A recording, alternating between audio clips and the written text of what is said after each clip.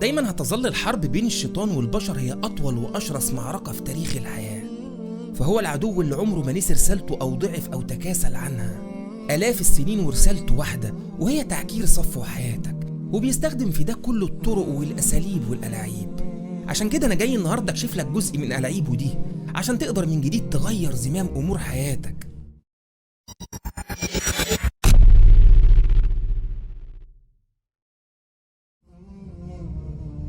أول ألاعيب الشيطان معاك هي لعبة التخويف، ودي من أهم ألاعيب ووظائف الشيطان، إنه يخوفك طول الوقت. وعشان كده ربنا قال: إنما ذلكم الشيطان يخوف أولياءه فلا تخافوهم وخافوني إن كنتم مؤمنين. والسؤال هنا يخوفك من إيه؟ يخوفك من كل شيء ومن أي شيء. يخوفك من المستقبل ومن المجهول، ويخوفك من الناس، ويخوفك من غدر الأيام. يخوفك من زوال النعمة اللي بين إيديك ومن فقدان أحبابك. يخوفك من تدهور الصحة، ويخوفك من الوحدة. يخوفك من الفقر، ويخوفك من الفشل ومن كل مفاجآت الزمن. باختصار يخوفك من أي شيء في علم الغيب. المهم إنه ينجح إنه يقذف في قلبك القلق والخوف والرعب، ويخليك عايش في حالة ترقب دايم للمصايب، ويخليك دايما حاطط إيدك على قلبك وقاعد مستني الأخبار الوحشة وبس. هينجح إنه يعيشك الخوف وكأنه واقع وحقيقة، عشان يخليك عايش متنكد وتعبان حتى وانت ما عندكش مشاكل، بس لمجرد انك خايف من حاجة مش عارف هي هتحصل ولا لا. طب هو بيخوفك كده ليه؟ لأن الإنسان الخايف ما عندوش لا طاقة ولا جهد ولا قوة ولا عزيمة إنه يتحرك من مكانه، وهو ده اللي عايزه بالظبط، إنك ما يكونش عندك طاقة لإنجاز أي شيء في حياتك، لا تنفع نفسك ولا تنفع الناس. وتاني حاجة بيخوفك عشانها هو إنه بينسيك النعم اللي في حياتك، لأن أعظم تأثير للخوف هو إنه بيتصاعد جواك لغاية لما بينسيك النعم اللي بين إيديك. وما تنساش إن قدرته على التخويف دي مش لكل الناس، ففي الآية ربنا قال: يخوف أولياءه، اللي هم مين دول؟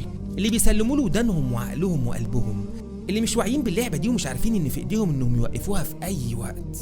والحل عشان توقف تخويف الشيطان ليك جه في الآية برضه: فلا تخافوهم وخافوني إن كنتم مؤمنين. فاوعى تخاف من أي شيء ولا من أي حد. وأما يكون ربنا وحده كل تركيزك وكل همك، هيأمنك ويطمنك ويرزقك السكينة والأمان لقلبك، فهو المؤمن اللي بيأمن قلوب عباده من كل خوف. فمن هنا ورايح لما تلاقي نفسك خايف وقلقان من أي شيء في المستقبل، فوق على طول وافهم اللعبة دي، واعرف إنها وغزات ونغزات شيطان لا أكتر ولا أقل.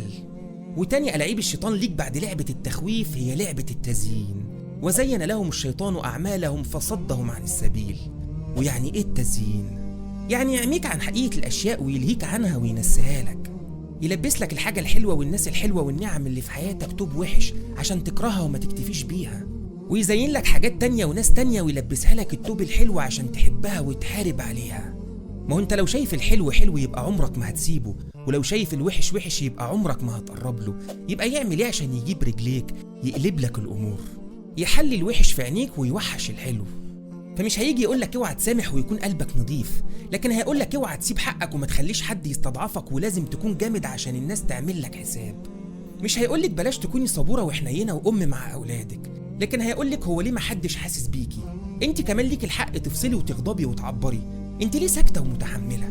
خلي بالك عشان الشيطان مش ساذج، فافهم لعبة التزيين دي كويس عشان تعمل عكس المطلوب منك.